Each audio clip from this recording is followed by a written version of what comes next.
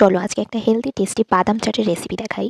তো আমি এখানে এই রেডি চাট মশলাটা ইউজ করছি। যদি তোমাদের কাছে চাট মশলা রেডিটা না থাকে তাহলে হচ্ছে গোলমরিচ, একটু ধনিয়া, একটু জিরা আর একটু শুকনো মরিচ নিয়ে ভালোভাবে ভেজে নিয়ে মানে হালকাভাবে ভেজে নিয়ে ব্লেন্ড করে নিবা, তাহলে হয়ে যাবে। আর সাথে হচ্ছে এখানে একটু বিট লবণের গুঁড়ো দিয়ে দিলাম। সবকিছু একসাথে খুব ভালো করে মিক্স করে নিলাম। তো আমি একটা প্যানে অল্প পরিমাণে ঘি নিলাম, তারপর ওর মধ্যে বাদাম দিয়ে দিলাম। তোমরা চাইলে বেশি করে বাদাম নিয়ে ভেজে রেখে দিতে পারো। দেখো খুব ভালো করে কিন্তু লো হিটে ভেজে নিতে হবে।